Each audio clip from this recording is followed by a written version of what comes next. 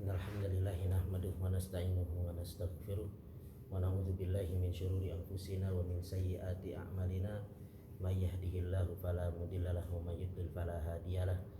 Asyhadu an la ilaha illallah wahdahu la syarikalah wa asyhadu anna Muhammadan abduhu wa rasuluh.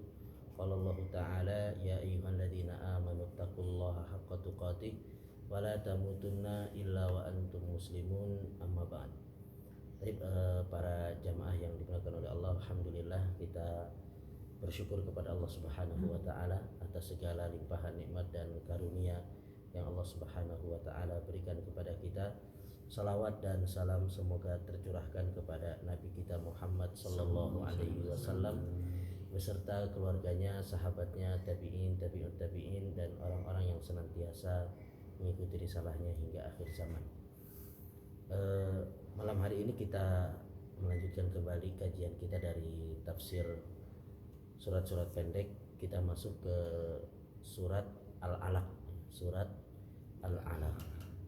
Surat Al-Alaq ini merupakan surat Makkiyah, yaitu yang diturunkan sebelum hijrah, karena memang para ulama sepakat bahwasanya surat ini diturunkan ketika Nabi Shallallahu Alaihi Wasallam sedang berada di Gua Hira. Dan para ulama berselisih apakah surat Al-Alaq ini merupakan surat yang pertama kali turun kepada Nabi Shallallahu Alaihi Wasallam. Ada yang mengatakan bahwa yang pertama kali turun kepada Nabi adalah surat Al-Fatihah. Ada juga yang mengatakan yang pertama kali turun adalah surat Al-Muddathir. Ada juga yang mengatakan yang pertama kali turun adalah surat Al-Alaq.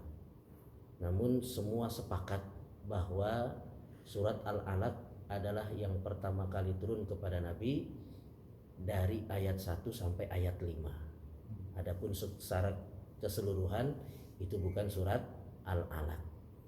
Jadi yang pertama kali turun kepada Nabi adalah surat Al-Alaq, namun dari ayat 1 sampai 5, tidak secara keseluruhan. Ada yang mengatakan yang pertama kali turun kepada Nabi Shallallahu Alaihi Wasallam satu surat secara keseluruhan adalah surat Al-Fatihah. Surat Al-Fatihah merupakan surat yang pertama kali turun kepada Nabi secara keseluruhan. Adapun ayat 1 sampai 5 dari surat Al-Alaq, ya, ini jumhur ulama, sepakat para ulama semuanya, ya, bahwa ayat 1 sampai 5 dari surat Al-Alaq adalah yang pertama kali turun kepada Nabi Shallallahu Alaihi Wasallam.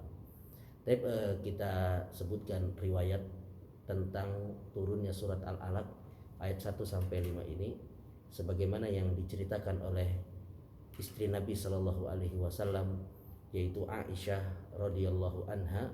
Beliau mengatakan, kana awwalu ma budi'a bihi Rasulullah Shallallahu Alaihi Wasallam ar-ru'ya as-sadiqah fin naum. Bahwasanya wahyu yang pertama kali turun kepada Nabi Shallallahu Alaihi Wasallam itu adalah berupa mimpi. Ya, beliau Shallallahu Alaihi Wasallam sebelum didatangi oleh malaikat Jibril diberi muqaddimah dulu oleh Allah Subhanahu Wa Taala, yaitu lewat apa? Mimpi. Dan Nabi Shallallahu Alaihi Wasallam ketika mimpi itu la yara ru'ya illa ja'at mithlu falakis subh. Beliau ketika mimpi itu mimpinya sangat jelas, seperti matahari menyingsing di pagi hari. Jadi mimpinya begitu apa? Begitu jelas, tidak sebagaimana kita. Kita kalau mimpi itu suka remang-remang, benar nggak Pak? Ya, ketemu sama orang tapi siapa kita nggak tahu. Tapi Nabi Shallallahu Alaihi Wasallam mimpinya itu sangat apa? Sangat jelas. Dari mimpi itulah menjadikan Nabi Shallallahu Alaihi Wasallam hubbiba ilaihil khala. Beliau akhirnya senang untuk menyendiri, menjauh dari keramaian. Dan beliau memilih tempat menyendiri itu adalah Gua Hira. Di Gua Hira itu beliau bertahanus. Tahanus itu artinya adalah beribadah. Ya, tahanus itu artinya adalah beribadah beberapa malam, ya, sampai perbekalan habis, baru beliau balik ketemu dengan keluarganya untuk mengambil bekal lagi. Jadi sampai berapa malam bekal habis, balik lagi turun menemui istrinya Khadijah radhiyallahu anha untuk mengambil bekal dan kembali ke gua Hira. Kemudian ketika beliau berada di gua Hira, faja'ahul malak, maka turunlah malaikat Jibril. Malaikat Jibril alaihi salam datang menemui Nabi dan berkata kepada Nabi sallallahu alaihi wasallam, "Iqra, bacalah."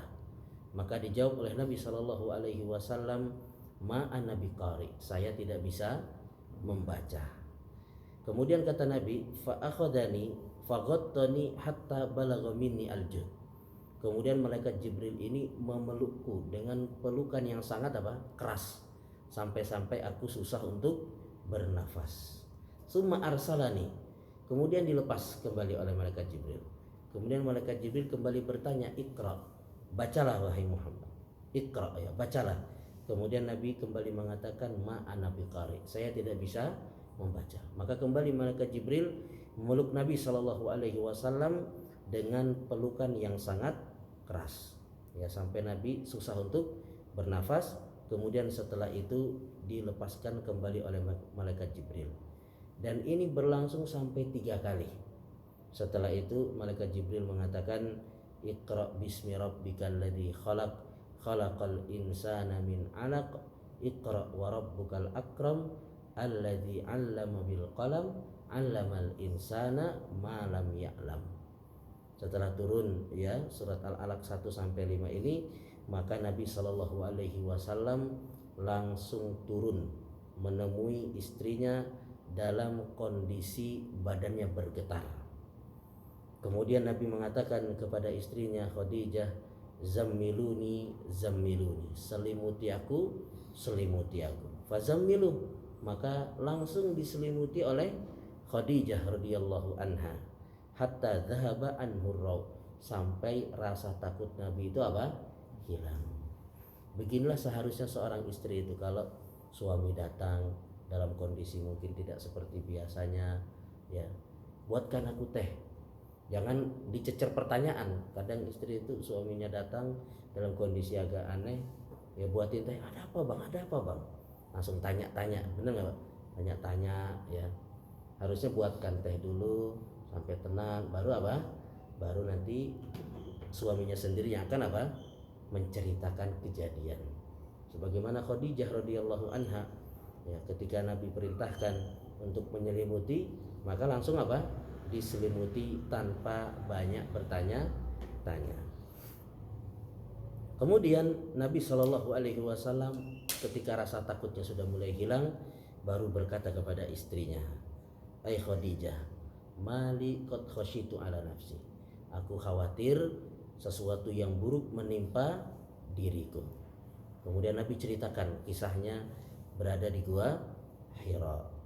Maka Khadijah radhiyallahu anha, istri yang baik, mengatakan, "Kalla abshir, fa wallahi la yukhzikallahu abada." Ya, sekali-kali tidak, bergembiralah engkau. Demi Allah, Allah Subhanahu wa taala tidak akan menghinakanmu selama-lamanya. Fa wallahi innaka latasilur rahim. Demi Allah, sesungguhnya engkau adalah orang yang senantiasa menyambung tali silaturahim. Wa tasdukul hadis, dan engkau juga orang yang senantiasa berkata jujur. Wa tahmilul kalla wa taksibul ma'dum, dan engkau juga orang yang suka membantu, ya, orang-orang yang tidak punya penghasilan, membantu orang-orang yang terkena musibah, dan juga engkau adalah orang yang suka memuliakan tamu. Kemudian Khadijah radhiyallahu anha membawa Nabi sallallahu alaihi wasallam menemui anak pamannya yang bernama Waraqah ibnu Naufal. Dan Waraqah ibnu Naufal ini adalah seorang Nasrani, ya, seorang Nasrani di masa jahiliyah, seorang yang menulis, ya, Injil dengan bahasa Arab dan juga dengan bahasa Inggris.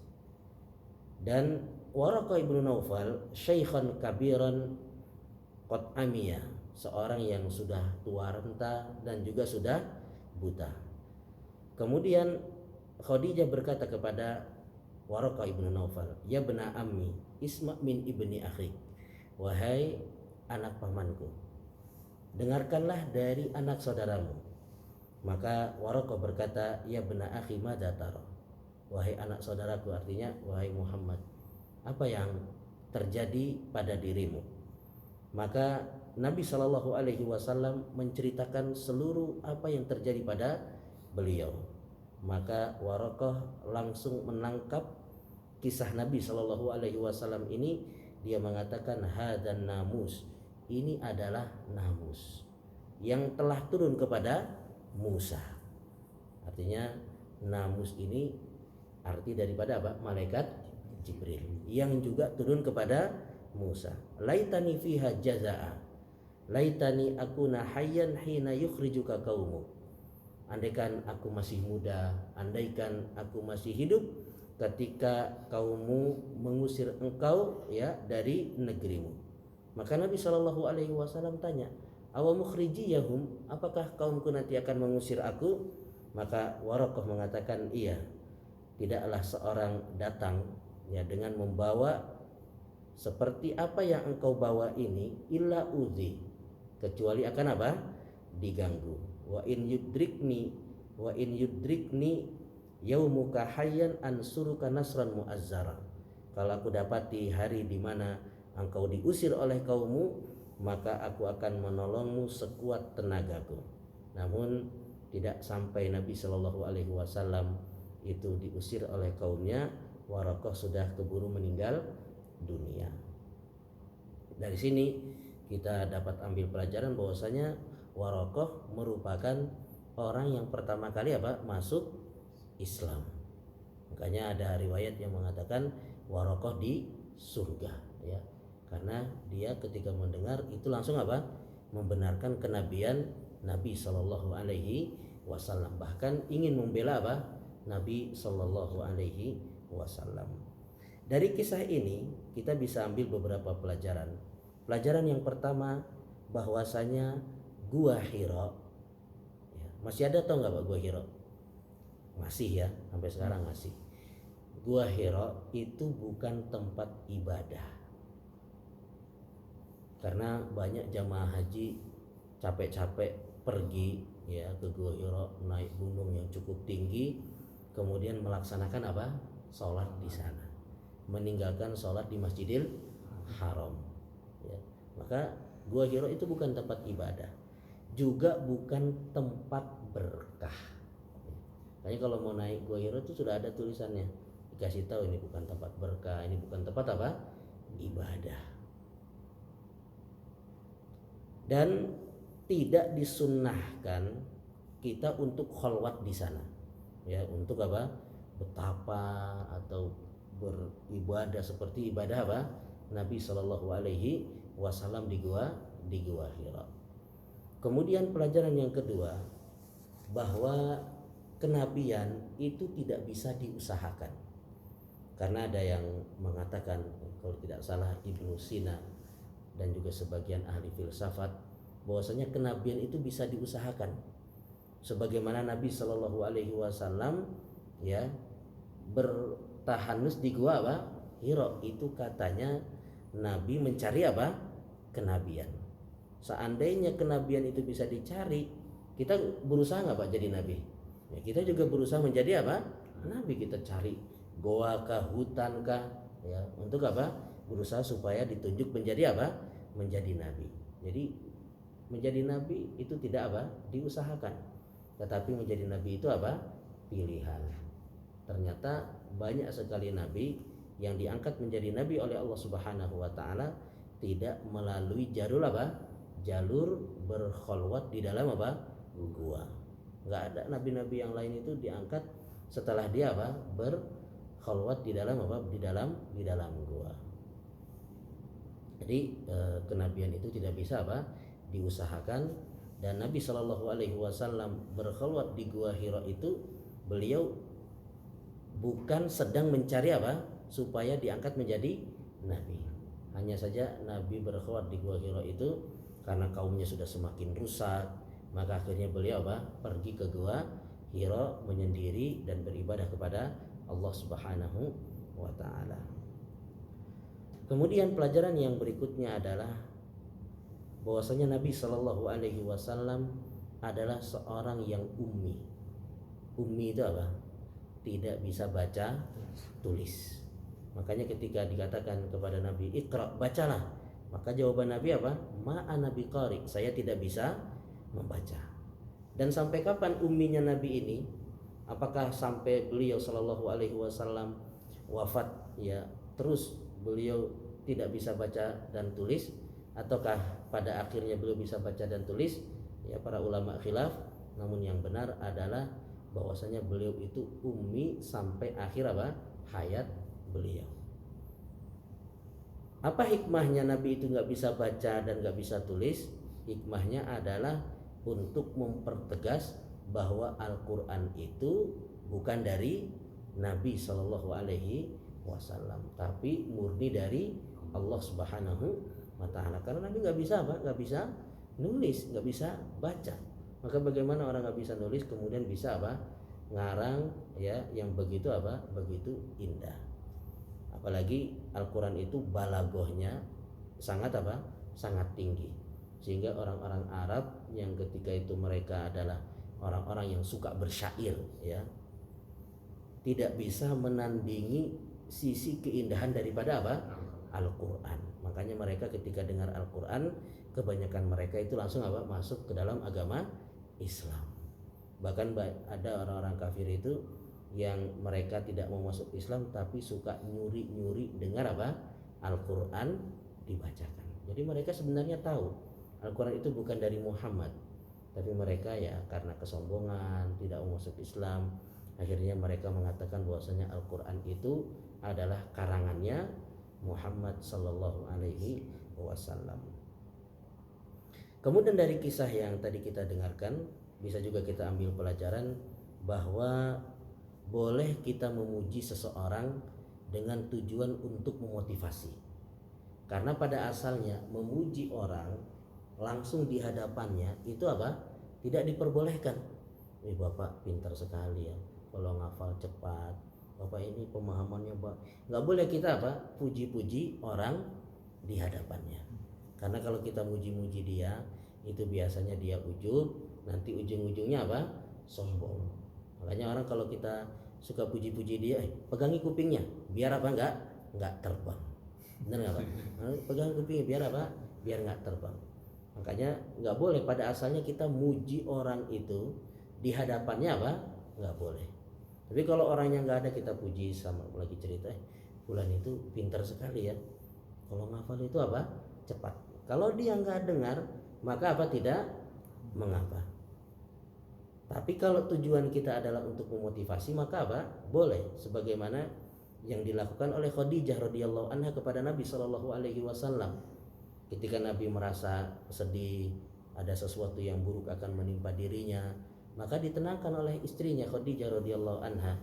Khadijah mengatakan, ya la yukhzikallahu abada, Allah tidak akan menghinakanmu selama-lamanya karena engkau adalah orang baik. Innaka latasilur rahim, engkau itu suka menyambung tali silaturahim dan seterusnya. Maka kita boleh memuji teman kita untuk memotivasi dia. Misalkan tadinya dia semangat sholat berjamaah di masjid, kok tiba-tiba hilang, gak kelihatan lagi, maka kita datangi dia, kita puji dia. Kamu itu dulu ya semangat banget pergi apa? Ke masjid, ikut semangat, ikut pengajian, bahkan kamu orang yang saya lihat itu paling rajin lah ke masjidnya, pengajiannya, kemudian kalau kajian menulis dan yang lain apa sebagainya, kita puji-puji dia dengan tujuan memotivasi, maka ini tidak mengapa. Kemudian pelajaran juga yang bisa kita ambil ya dari kisah yang tadi kita ceritakan adalah disukai berkhalwat, yaitu menyendiri berdua-duaan dengan Allah Subhanahu wa taala untuk merenungi keagungan Allah Subhanahu wa taala. Namun khalwatnya Nabi di Gua Hira sudah dirubah, yaitu dengan kita sholat malam. Makanya sholat malam itu dianjurkannya adalah sendiri, tidak ngajak apa? Keluarga, nggak bangunkan istri dulu. Kita bangun dulu sendiri, kita sholat, kita berdua-duaan dengan Allah, ya. Baru kita setelah selesai sholat bangunkan siapa? Istri untuk apa? Untuk sholat. Bukan berjamaah, ya. Tapi bagusnya adalah kita sholat sendiri. Jadi kita berdua-duaan dengan Allah Subhanahu wa taala. Bahkan Ibnu Rajab Al-Hanbali rahimahullah taala mengatakan, orang yang suka berdua-duaan dengan Allah ketika di dunia, maka akan mudah nanti ketika dia di alam kubur. Karena nanti di alam kubur ya cuma dia apa? Sendiri di kegelapan, di gelapnya apa? Alam kubur. Kalau dia sering berdua-duaan dengan Allah ketika di dunia, yaitu dengan salat malam, maka akan memudahkan apa? Memudahkan dia nanti di alam kubur. Kemudian pelajaran yang juga kita bisa ambil adalah boleh kita menyebut aib seseorang namun tanpa maksud untuk menghina, dan ini bukan ghibah. Sebagaimana Khadijah radhiyallahu anha mengatakan tentang Waraqah, Khadijah mengatakan wa kana syaikhan kabiran wa qad amiya. Bahwasanya Waraqah itu orang yang sudah tua renta dan sudah apa? Buta. Sedangkan buta itu kan apa? Aib ya. Buta datang, si buta datang, benar. Aib atau enggak, Pak? Aib. Ya. Namun kalau kita tujuannya bukan untuk menghina, ya, tapi untuk lebih memperkenalkan tentang seseorang, maka itu tidak mengapa. Misalkan kita datang yang masuk ke komplek ini, kita nyari orang, misalkan rumahnya Pak Budi mana ya? Pak Budi yang mana nih? Oh, di komplek ini ada banyak. Itu Pak Budi yang ini apa namanya? Yang rambutnya keriting misalkan. Rambut keriting itu kalau Pak Budi dengar marah atau enggak dia, Pak? Ya, bisa jadi apa? Marah ya. Karena itu aib yang ada pada dirinya, misalkan dia enggak senang dipanggil keriting. Tapi untuk lebih memperkenalkan, karena ada Budi keriting, ada Budi putih misalkan ya, maka itu tidak mengapa, karena tujuan kita bukan menghina, tapi tujuan kita adalah untuk apa? Memperkenalkan. Makanya banyak rawi hadis kalau kita baca, mereka ini kadang malah lebih dikenal dengan cacat-cacat yang ada pada tubuh mereka. Ada rawi yang dikenal dengan al-a'raj. Al-a'raj itu artinya adalah pincang, ya, si pincang. Nama aslinya adalah Abdurrahman bin Hurmuz rahimahullahu taala. Tapi dikenal dengan apa? Al-a'raj. Karena perawi hadis kalau kita cari yang namanya Abdurrahman itu sangat banyak apa? Banyak sekali Abdurrahman ya. Maka akan lebih dikenal kalau dengan apa? Ya, aib yang ada pada dirinya. Abdurrahman yang mana? Itu yang pincang. Ada juga Al-A'mash yang matanya rabun ya. Jadi dikenal dengan apa? Dengan aibnya. Nama aslinya adalah Sulaiman bin Mihran rahimahullahu taala. Maka dari kisah ini kita bisa ambil, kita boleh menyebutkan aib seseorang namun bukan tujuan untuk apa? Menghina. Kemudian malaikat Jibril alaihissalam ketika datang ke Gua Hira ini itu dalam wujud manusia. Dalam wujud apa? Manusia. Dan Nabi Shallallahu alaihi wasallam pernah melihat malaikat Jibril dengan wujud aslinya itu sebanyak 2 kali. Yang pertama adalah ketika beliau melihat malaikat Jibril ada di antara langit dan bumi, ya. Nah, malaikat Jibril itu sayapnya ada berapa, Pak? Ada 600 ya, ada 600. Nah, ini kan sedangkan Gua Hira itu kan kecil. Benar, Pak? Ada yang pernah ke sana enggak? Gua Hira itu kecil, cuma muat orang satu aja. Satu orang aja untuk apa? Untuk sholat, cuma satu. Kalau 600 sayap kan apa? Nggak bisa, Pak. Ya kebayang lah ya. Makanya ketika datang ke Gua Hira itu malaikat Jibril alaihissalam dalam wujud apa? Manusia. Jadi malaikat Jibril itu beberapa kali mendatangi Nabi Shallallahu alaihi wasallam dalam wujud manusia. Seringnya dalam wujud apa? Manusia. Makanya ada hadis kedua dari hadis Arba'in ya, yang ditulis oleh Imam An-Nawawi. Hadis dari Umar bin Khattab itu dikenal dengan hadis apa? Hadis Jibril. Yaitu malaikat Jibril datang dalam wujud manusia, ya, kemudian datang bertanya sama Nabi, ya, akhbirni anil Islam, kabarkan kepadaku tentang apa? Islam. Maka dijawab oleh Nabi. Setelah itu akhbirni anil iman, kabarkan kepadaku tentang iman. Dijawab oleh Nabi. Akhbirni anil ihsan, kabarkan kepadaku tentang ihsan. Dijawab oleh Nabi. Kemudian malaikat Jibril tanya lagi, ya, kabarkan kepadaku tentang hari kiamat. Maka Nabi Shallallahu Alaihi Wasallam mengatakan mal mas'ulu an habi a'lamu minas sa'il. Yang ditanya itu tidak lebih tahu daripada yang bertanya. Kemudian malaikat Jibril pergi. Kemudian Nabi tanya, tahukah kalian siapa itu? Ya, maka para sahabat mengatakan Allah wa Rasul a'lam. Maka Nabi mengatakan, ya, bahwasanya yang datang itu tadi yang tanya-tanya adalah siapa? Malaikat Jibril alaihissalam, atakum alimukum amrodinikum, datang kepada kalian untuk mengajarkan tentang agama kalian. Makanya hadis ini dikenal dengan hadis Jibril. Jadi Nabi Shallallahu Alaihi Wasallam melihat malaikat Jibril alaihissalam dalam wujud aslinya itu sebanyak 2 kali. Yang pertama ya di antara langit dan bumi. Kemudian yang kedua adalah ketika beliau Isra dan Mi'raj. Ya di situ Nabi Shallallahu Alaihi Wasallam melihat malaikat Jibril dalam wujud aslinya. Kemudian para jamaah yang dimuliakan oleh Allah, mungkin ada yang bertanya, kenapa malaikat Jibril mendekap Nabi Shallallahu Alaihi Wasallam sampai beliau apa? Kepayahan. Jadi kenapa menyampaikan wahyu itu kok sampai harus apa? Didekap. Ya. Kenapa kok sampai harus apa? Didekap. Maka jawabannya adalah ini hikmahnya yang disebutkan oleh para ulama. Yang pertama adalah supaya Nabi Shallallahu Alaihi Wasallam itu sadar dengan keanehan yang beliau alami adalah suatu yang hakiki. Karena ya selama ini Nabi itu apa? Mimpi. Nabi itu kan seringnya melihatnya dalam apa? Mimpi. Ya, melihat sesuatu itu dalam mimpi. Nah, ini sekarang yang datang adalah apa? Asli nih, bukan apa? Bukan khayalan, bukan mimpi. Makanya kalau kita kedatangan uang 1 miliar itu mimpi apa beneran nih? Nah, coba cubit dulu, benar nggak Pak? Cubit, iya berarti beneran nih. 1 miliar. Jadi kenapa didekap dengan keras ya? Supaya menyadarkan Nabi bahwasanya ini apa? Hakiki. Ini bukan apa? Bukan khayalan. Ini bukan mimpi. Karena Nabi Shallallahu Alaihi Wasallam sebelumnya itu apa? Biasa mimpi. Kemudian yang kedua adalah untuk mengabarkan kepada Nabi Shallallahu Alaihi Wasallam bahwa wahyu selanjutnya akan turun dengan tahapan yang apa? Yang lebih berat.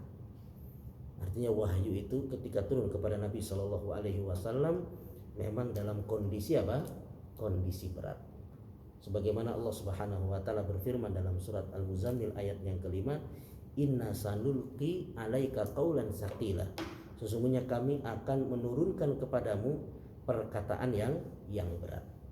Makanya dikisahkan oleh Zaid bin Sabit radhiyallahu an ketika Nabi Shallallahu Alaihi Wasallam itu tidur di pahanya Zaid. Ketika sedang tidur di pangkuan Zaid, ternyata wahyu turun kepada Nabi Shallallahu Alaihi Wasallam. Dan apa yang dirasakan oleh Zaid? Yang dirasakan oleh Zaid itu pahanya seperti mau apa? Mau hancur. Ya, mungkin saking beratnya wahyu turun kepada Nabi Shallallahu Alaihi Wasallam. Dan juga Aisyah radhiyallahu anha menceritakan ketika Nabi sedang berada di atas onta, kemudian wahyu turun kepada Nabi Shallallahu Alaihi Wasallam, itu perutnya onta sampai hampir mau nempel apa? Ke tanah. Padahal kan onta kalau berdiri itu jarak perut sama tanah apa? Jauh. Kita kalau naik aja nggak nempel, benar nggak Pak? Ini saking beratnya itu perut onta sampai apa? Mau nempel apa? Mau nempel ke tanah. Dan wahyu yang paling berat yang dirasakan oleh Nabi adalah wahyu berupa gemerincing lonceng. Yaitu yang paling berat dirasakan oleh Nabi, sampai Aisyah mengatakan Nabi sampai berkeringat ketika wahyu ini datang, ya padahal saat itu sedang musim apa? Musim dingin. Kemudian yang menjadi pertanyaan, kenapa wahyu itu turun kepada Nabi dalam kondisi berat? Ya, apa hikmahnya? Yang pertama adalah sebagaimana yang kita tahu bahwa ujian yang paling berat itu adalah ujian para nabi. Nabi Shallallahu Alaihi Wasallam mengatakan asyadun nasi balaan al anbiya summal amsal fal amsal. Ujian yang paling berat itu adalah ujian yang dialami oleh para nabi. Kemudian yang semisal dan yang semisal dengan para nabi. Artinya orang itu semakin kuat imannya, semakin dia saleh, maka ujiannya semakin apa? Semakin berat. Makanya Nabi kita Shallallahu Alaihi Wasallam ujiannya sangat berat. Ujian Nabi ya diantaranya adalah beliau lahir, bapaknya sudah apa? Tidak ada. Kemudian umur 6 tahun ibunya meninggal dunia. Kemudian hidup dalam kondisi apa? Miskin. Makanya kita sudah ceritakan ketika tafsir surat Ad-Duha, ketika kakeknya Nabi sama ibunya ya nunggu ibu-ibu yang mau menyusui anak-anak kota, nggak ada yang mau mengambil siapa? Nabi Shallallahu Alaihi Wasallam, karena ditahu yang miskin ini anak yatim, kita nyusui dia, apa yang bisa dia bayar untuk kita? Makanya Nabi Shallallahu Alaihi Wasallam juga menggembala kambing-kambing milik penduduk Mekah, dan juga beliau bekerja bersama siapa? Khadijah radhiyallahu anha. Sebelum dinikahi Khadijah, Nabi menjualkan barang-barang milik Khadijah. Kemudian ujian yang berat yang dialami oleh Nabi Shallallahu Alaihi Wasallam adalah beliau sebelum wafatnya anak-anaknya dulu yang lebih apa? Dulu meninggal. Kebanyakan orang kan bapaknya dulu meninggal, baru disusul sama apa? Anak-anaknya. Kalau Nabi semua anak-anaknya apa? Meninggal saat beliau masih hidup, kecuali siapa? Kecuali Fatimah radhiyallahu anha. Ini berat atau enggak Pak? Ujian bagi seorang ayah sangat berat. Ya, kita berharap kita nanti tua ada yang ngurusi, ya. Karena biasanya kalau sudah tua, ya perlu untuk apa? Diurusi. Kadang kencing sudah susah, buang air sudah apa? Susah, makan susah. Kita butuh anak yang ngurusi kita. Tapi ini anak sudah meninggal apa? Meninggal dunia semua. Kecuali satu yaitu Fatimah radhiyallahu anha. Belum lagi kalau sakit. Ya ketika Nabi Shallallahu Alaihi Wasallam sakit, ya dipegang selimutnya itu sangat apa? Panas. Dan Nabi mengatakan ini kama yu'ak rajulaini minkum. Saya kalau sakitnya itu 2 kali lipat orang biasa. Ya. Jadi ya kenapa wahyu itu berat? Ya karena memang ya, ujian para nabi adalah ujian yang sangat apa? Yang sangat berat. Kemudian ya apa hikmah yang berikutnya? Hikmah yang berikutnya adalah mudah-mudahan dengan kita tahu bagaimana beratnya Nabi Shallallahu Alaihi Wasallam ketika menerima wahyu, itu menjadikan kita semakin mengagungkan apa? Al-Quran. Ya, dengan kita tahu wahyu itu turun kepada Nabi dengan kondisi yang sangat berat, ya, maka mudah-mudahan dengan itu kita bisa lebih mengagungkan apa? Mengagungkan Al-Quran. Baik, para jamaah yang dimuliakan oleh Allah, kita mulai masuk ya ke inti ya tafsir daripada surat Al-Alaq ini. Ayat yang pertama, Allah Subhanahu wa taala berfirman, Iqra bismi rabbikal ladzi khalaq. Bacalah dengan menyebut nama Tuhanmu yang menciptakan. Bacalah ya. Baca itu adalah salah satu cara agar seorang itu mendapatkan apa? Ilmu. Makanya apa yang menjadikan ya. Artinya kenapa wahyu yang pertama kali turun kepada Nabi itu adalah membaca. Perintah untuk apa? Membaca. Bukan perintah untuk apa? Bertauhid. Padahal dakwah seluruh para nabi itu untuk apa? Mentauhidkan Allah Subhanahu wa taala. Kenapa kok baca? Kenapa kok ilmu dulu baru apa? baru tentang masalah apa? Tauhid. Artinya kenapa kok bukan tauhid perintah yang pertama? Tapi perintah yang pertama itu apa? Baca. Sedangkan dakwah para nabi itu semuanya apa? Tauhid. Paham nggak pertanyaannya, Pak? Kenapa perintah yang pertama dalam Al-Quran itu malah disuruh apa? Baca. Bukan untuk apa? Bertauhid. Kira-kira apa jawabannya, Pak? Kenapa? Kenapa kok suruh baca dulu sebelum apa? Bertauhid. Karena ya kenapa ilmu dulu? Karena orang itu dengan ilmu dia bisa mentauhidkan Allah Subhanahu wa taala dengan cara yang benar. Gimana orang bisa mentauhidkan Allah kalau dia tidak punya apa? Tidak punya ilmu. Ya makanya perintah yang pertama adalah apa? Kita disuruh berilmu terlebih dahulu. Dan apa hubungan surat Al-Alaq ini dengan surat At-Tin? Surat At-Tin itu kemarin sudah kita bahas. Pokok pembahasannya tentang apa? Tentang nikmat yang Allah Subhanahu wa taala berikan kepada manusia berupa fisik yang indah, ya, fisik yang sempurna. Maka manusia itu akan lebih sempurna lagi kalau dia dibarengi dengan apa? Memiliki ilmu. Itu kaitannya, itu hubungannya antara surat At-Tin dengan surat apa? Al-Alaq. Karena manusia seindah apapun rupanya, kalau nggak punya ilmu dia tidak akan apa? Berharga. Benar nggak, Pak? Dia nggak berharga kalau dia nggak punya apa?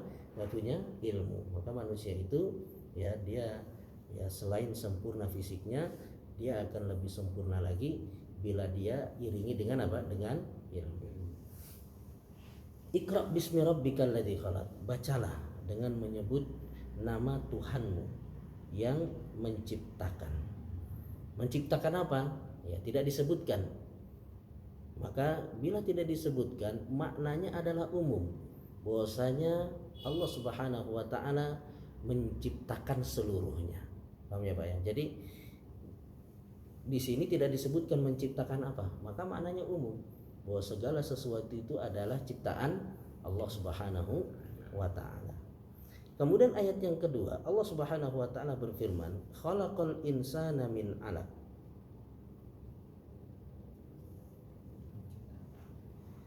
Dia telah menciptakan manusia dari segumpal darah. Nah, di sini di ayat yang pertama tadi Allah Subhanahu wa taala tidak menyebutkan menciptakan apa. Maknanya apa? Umum. Baru di ayat kedua ini dikhususkan khalaqal insan, yaitu Allah Subhanahu wa taala menciptakan apa? Manusia. Dikhususkan penyebutan manusia menunjukkan bahwasanya manusia itu adalah makhluk yang mulia. Jadi manusia itu adalah makhluk yang mulia. Makanya disebutkan dalam ayat yang lain, walaqad karramna bani Adam, kami telah muliakan bani Adam. Dengan apa Allah Subhanahu wa taala muliakan manusia? Karrama bil aqli wal ilm. Manusia itu dimuliakan dengan akal dan apa? Dan ilmunya, ya. Jadi khalaqal insan ini untuk menjelaskan tentang agungnya apa? Agungnya manusia. Sehingga manusia ini ya disebutkan secara apa? Secara khusus. Khalaqal insana min 'alaq. Dia telah menciptakan manusia dari segumpal darah. Ya, alaq itu berasal dari kata alaqah yang artinya adalah menempel atau terkait atau terikat. Artinya alaqah itu adalah segumpal darah yang menempel di rahim, ya. Segumpal darah yang menempel di rahim. Dan ini merupakan mukjizat, ya. Allah Subhanahu wa taala sudah kabarkan 1400 tahun yang lalu, baru para dokter itu meneliti dan ternyata ternyata benar. Kemudian Allah Subhanahu wa taala berfirman, Iqra wa rabbukal akram. Bacalah dan Tuhanmu lah yang maha mulia, ya. Bacalah dan Tuhanmu lah yang maha mulia. Apa arti daripada al-akram? Al-akram itu berasal dari kata karam yang artinya adalah kasratul khair, yaitu memiliki banyak kebaikan. Wa min karamihi, dan diantara kemuliaan Allah Subhanahu wa taala kebaikan Allah Subhanahu wa taala adalah dengan menurunkan Al-Qur'an. Ya, di antara kemuliaan Allah, kebaikan Allah adalah dengan menurunkan Al-Qur'an dan mengutus Nabi Shallallahu alaihi wasallam sebagai nikmat untuk hamba-hambanya. Jadi Al-Qur'an, diutusnya Nabi itu merupakan apa? Nikmat yang sangat besar. Dan juga di antara bentuk kebaikan Allah Subhanahu wa taala ya adalah dengan mengajarkan manusia, allamal insan, yaitu dengan apa? Mengajarkan manusia. Dengan ilmu yang dimiliki oleh manusia, maka manusia itu menjadi makhluk yang mulia. Bahkan dengan ilmu menjadikan Nabi Adam alaihissalam lebih mulia daripada apa? Malaikat. Sehingga malaikat diperintah oleh Allah Subhanahu wa taala untuk sujud kepada Nabi Adam alaihissalam. Ya, ini bentuk daripada kebaikan Allah Subhanahu wa taala kepada manusia, yaitu dengan mengajarkan ilmu kepada manusia. Yang dengan ilmu itu maka manusia menjadi apa? Menjadi mulia. Kemudian Allah Subhanahu wa taala berfirman, Alladzi 'allama bil qalam, yang mengajar manusia dengan pena. Jadi pena ya itu salah satu cara agar seorang bisa mendapatkan ilmu. Kenapa disebut pena? Ya, karena di zaman itu orang-orang tidak kenal yang namanya apa? Menulis. Karena mereka adalah orang-orang yang diberi anugerah oleh Allah Subhanahu wa taala hafalan yang sangat apa? Kuat. Jadi mereka begitu dengar langsung apa? Hafal. Dengar hafal. Dan bukan cuma hafal sesaat. Kalau kita kan kadang hafal, benar Pak? Sampaikan nama Ustadz, ditalkin kadang. Ayo sama-sama amma yatasaalun. Diulang. Sampai rumah lupa. Besok pertemuan kedua udah bingung, ya. Suruh baca udah apa? Udah lupa. Mereka sekali dengar itu langsung apa? Hafal. Mereka bisa nulis bisa. Yang nggak bisa nulis itu kan siapa? Nabi kita Shallallahu alaihi wasallam. Adapun yang lainnya mereka bisa nulis, tapi mereka malas, tidak mau apa? Menulis. Karena mereka adalah orang-orang yang memiliki hafalan yang sangat kuat. Maka dikabarkan kepada mereka bahwasanya ya di antara cara untuk mendapatkan ilmu adalah dengan apa? Dengan menulis ya, dengan menulis. Bahkan dengan adanya tulisan, ilmu-ilmu para ulama di zaman dahulu itu bisa kita apa? Bisa kita nikmati. Seandainya nggak ada tulisan ya udah, mereka meninggal, ilmu mereka tidak akan kita bisa apa? Bisa nikmati. Dan Nabi Shallallahu alaihi wasallam mengatakan qayyidul ilma bil kitab. Ya, ikatlah ilmu itu dengan apa? Dengan menulisnya. Kemudian ya ayat yang terakhir dari wahyu ya yang pertama kali turun kepada Nabi Shallallahu alaihi wasallam adalah allamal insana ma lam ya'lam. Dia mengajarkan manusia apa yang tidak diketahuinya. Siapa yang dimaksud dengan manusia di sini? Allamal insan. Ya, siapa yang dimaksud dengan manusia di sini? Para ulama berselisih pendapat. Ada yang mengatakan manusia di sini adalah Nabi Adam alaihissalam. Sebagaimana Allah Subhanahu wa taala firmankan dalam surat Al-Baqarah ayat yang ke-31. Wa 'allama Adamal asma'a kullaha.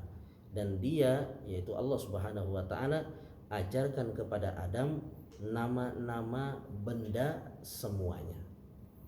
Pendapat yang kedua yang dimaksud dengan manusia di ayat ini adalah Nabi Shallallahu alaihi wasallam. Sebagaimana yang disebutkan dalam surat An-Nisa ayat yang ke-113. Wa anzalallahu 'alaikal kitaba wal hikmah wa 'allamaka ma lam takun ta'lam. Dan juga karena Allah telah menurunkan kitab yaitu Al-Qur'an dan hikmah kepadamu dan telah mengajarkan kepadamu apa yang belum engkau ketahui. Kemudian pendapat yang ketiga yang dimaksud dengan manusia adalah seluruh manusia. Artinya semua manusia itu tadinya tidak punya apa? Ilmu. kemudian dikasih ilmu oleh Allah Subhanahu wa taala. Artinya manusia itu ketika dia lahir itu nggak punya apa? Nggak punya ilmu. Semua manusia. Nggak ada yang ketika lahir dia langsung hafal 30 juz, nggak ada. Benar nggak Pak? Allah Subhanahu wa taala berfirman dalam surat An-Nahl ayat yang ke-78, wallahu akhrajakum min butuni ummahatikum la ta'lamuna syai'a. Allah Subhanahu wa taala mengeluarkan kalian dari perut-perut ibu kalian itu dalam kondisi tidak punya ilmu sama sekali, nggak tahu apa-apa. Wa ja'ala lakumus sam'a wal absara wal af'idah la'allakum tashkurun. Kemudian Allah Subhanahu wa taala jadikan untuk kalian itu pendengaran, penglihatan, hati, agar kalian apa? Bersyukur kepada Allah Subhanahu wa taala. Jadi kita lahir itu enggak punya ilmu. Tapi Allah berikan kepada kita pendengaran, penglihatan dan juga apa? Hati. Yang mana ketiga hal ini adalah alat agar kita bisa lebih sempurna dalam menyerap apa? Ilmu. Seandainya kita tuli, kita akan kesusahan untuk mendapatkan apa? Ilmu. Kita nggak bisa mendengar penjelasan ustadz. Kita bisanya cuma apa? Baca. Dan kalau baca bisa salah apa? Salah paham, benar nggak Pak? Nah, kita cuma baca sendiri, ya itu kita bisa salah apa? Paham. Begitu juga kalau seandainya kita buta, kita akan kesusahan. Kita nggak akan bisa mendapatkan ilmu yang banyak kecuali dengan ada orang yang bacakan kitab kepada kita, ya, atau ya ada orang yang menjelaskan. Dan kalau nggak ada orang yang bacakan kitab, ya kita susah untuk apa? Untuk belajar. Dan juga adanya apa? Hati. Dengan hati itu kita bisa fokus. Mata ngelihat, telinga mendengar. Tapi kalau hatinya kemana-mana, nggak enak lah ini. Lagi belajar nih, kita bayangannya tidur aja, dingin-dingin. Ya, meskipun ustadznya dilihatin, didengerin, ya tetap apa? Ilmunya enggak masuk. Ya, maka ketiga hal ini adalah sumber kita bisa mendapatkan apa? Ilmu. Kemudian apa namanya?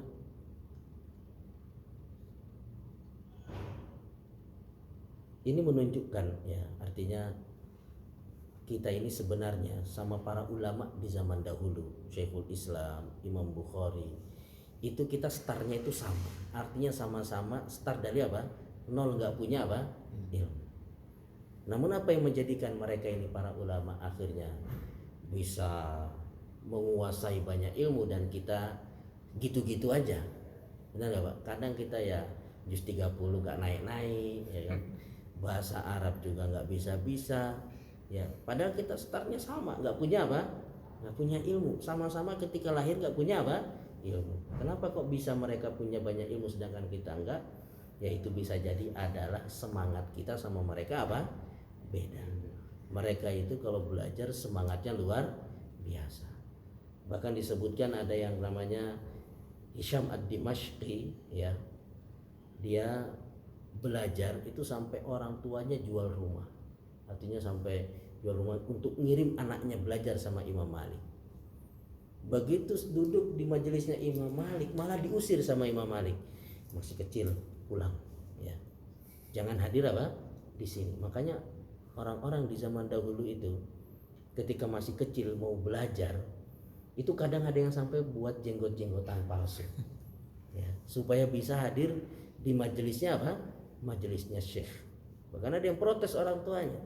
Syekh jangan lihat sama apa? Sama umurnya. Tapi lihat bagaimana nangkapnya dia apa yang kau bisa apa? Apa yang kau sampaikan. Jadi semangat mereka. Jadi anak ini diusir sama Imam Malik. Karena dia nggak mau keluar, panggil sama Imam Malik ajudannya. Pukul dia. Akhirnya anak ini pukul ya, disuruh apa? Keluar. Begitu dia sudah keluar ditunggu Imam Malik. Begitu Imam Malik keluar, anak ini mengatakan, wahai Imam, akan saya tuntut engkau di hari kiamat. Imam Malik ketakutan. Itulah harusnya orang ketika apa sudah memiliki ilmu itu mewarisi apa? Rasa takut. Ya, mungkin kalau kita sebagai guru digituin sama murid gimana Pak? Wah anak kurang ngajar. Makin apa? Dipukuli. Jadi Imam Malik beda. Imam Malik ya begitu dikatakan sama anak ini, saya akan tuntut nanti pada hari kiamat, Imam Malik ketakutan. Maka Imam Malik mengatakan, saya harus bagaimana ya supaya kamu bisa memaafkan saya. Maka kata anak ini, satu pukulan satu hadis wahai imam. Tadi berapa kali pukul ya? Mungkin disebutkan 20 lah. Dibacakan 20 apa? Hadis oleh Imam Malik supaya anak ini apa? Memaafkan. Setelah selesai 20 hadis dibacakan, apa kata anak ini? Wahai imam, zidni fid darb wa zidni fil hadis. Tambahkan pukulanmu, tambahkan juga apa? Hadismu. Bayangkan bagaimana semangatnya orang ya ketika dia apa? Menuntut ilmu. Kalau zaman sekarang kan anaknya dipukuli, orang tuanya apa? Marah. Gurunya dituntut, akhirnya gurunya dimasukkan ke dalam apa? Penjara. Tapi anak zaman dahulu luar biasa. Bagaimana semangat mereka, ya akhirnya mereka menjadi orang-orang yang memiliki apa? Ilmu yang sangat banyak. Dan juga Imam An-Nawawi ya, yang sering kita dengar ya, Imam An-Nawawi, imam besar dalam mazhab Syafi'i, yang kadang kitabnya itu ada di masjid-masjid ya, Arba'in Nawawi. Dan yang paling fenomenal adalah Riyadus Shalihin. Bagaimana beliau belajar? Beliau itu sehari hadir di 12 guru ya. Dan juga beliau pernah mengatakan, baqitu sanatain la adab janbi alal ab. Selama 2 tahun saya itu nggak pernah menyengaja untuk tidur.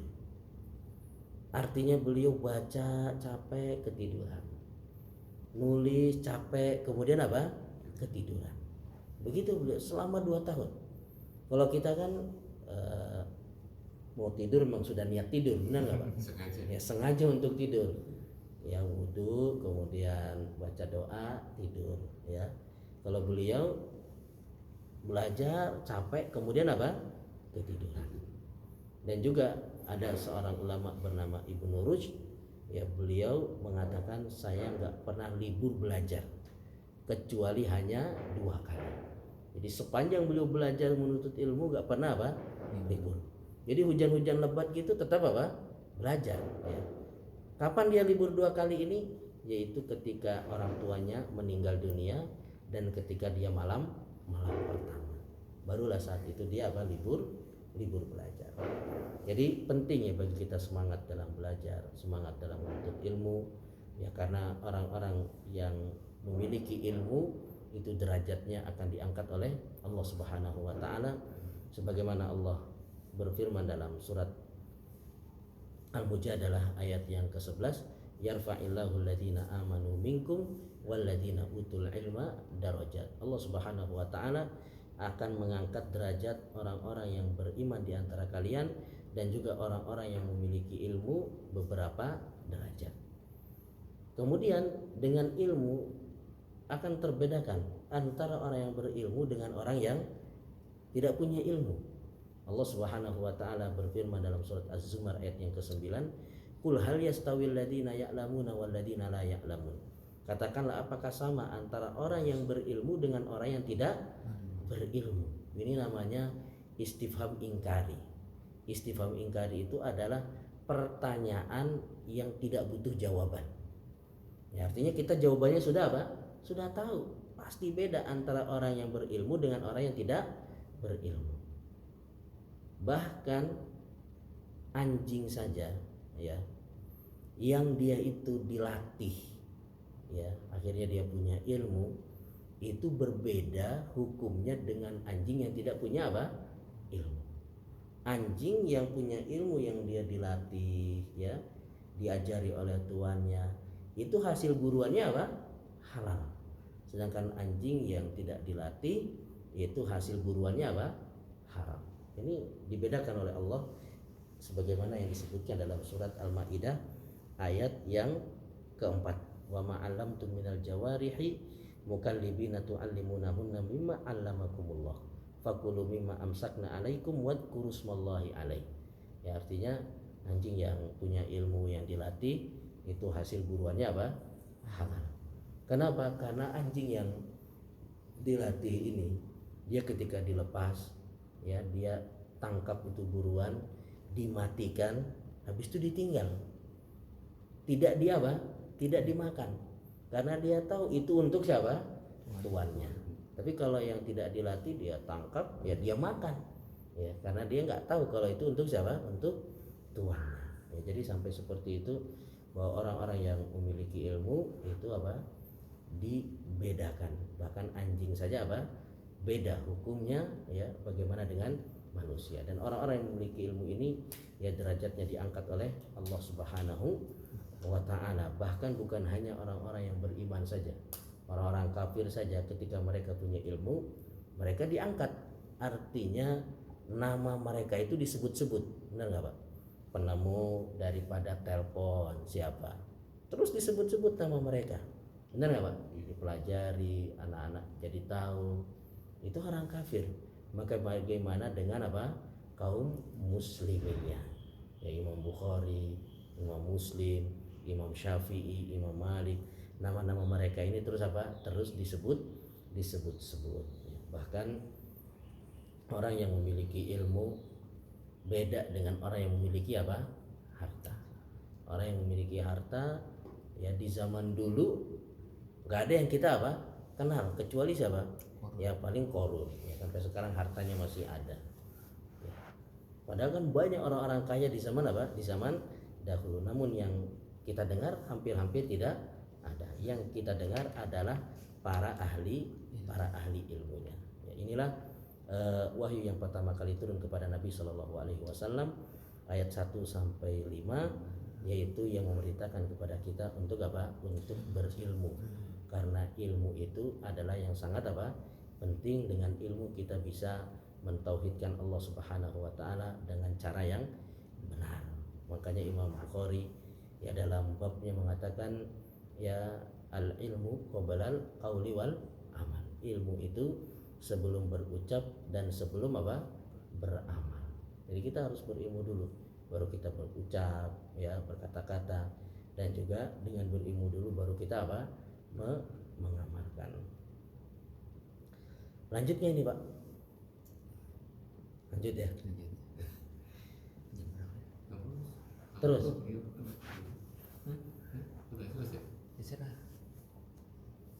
Ayat yang ke-6 sampai selanjutnya ini udah beda topik nih Pak.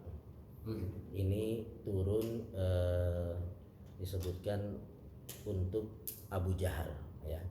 Jadi ini topiknya sudah berbeda. Ayat yang ke-6 ini turun kepada Abu Jahal. Kalla innal insana layatagha. Sekali-kali tidak, sungguh manusia itu benar-benar melampaui batas. Ya, manusia yang dimaksud ada yang mengatakan adalah Abu Jahal.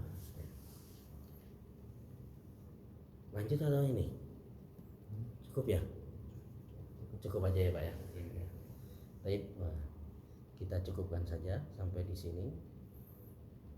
Mungkin sebelum ditutup kalau ada yang bertanya dipersilahkan.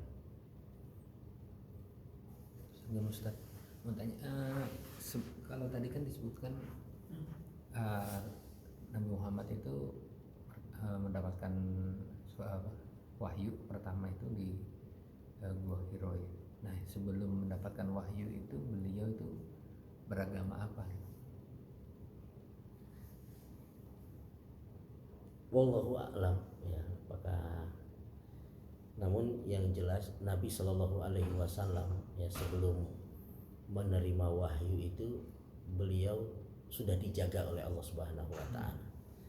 Artinya beliau tidak menyembah kepada berhala. Bahkan ketika beliau tawaf itu juga tidak nyentuh berhala. Ya artinya ketika tawaf sama temannya, ketika itu temannya setiap tawaf nyentuh berhala. Itu ditegur oleh Nabi Shallallahu Alaihi Wasallam, la tamassu, jangan engkau apa? Jangan engkau sentuh. Ya. Jadi intinya Nabi Shallallahu Alaihi Wasallam ya sebelum beliau diutus, beliau sudah dijaga oleh Allah Subhanahu Wa Taala. Wallahu a'lam. Tapi ya di zaman jahiliyah ini makanya ada Waraqah ibnu Naufal, dia masih beragama apa? Agama Nasrani dan masih murni. Makanya dia tahu ketika mendengar langsung nangkap. Nah, ini adalah apa? Malaikat Jibril yang juga turun kepada Nabi Musa alaihissalam. Wallahu a'lam.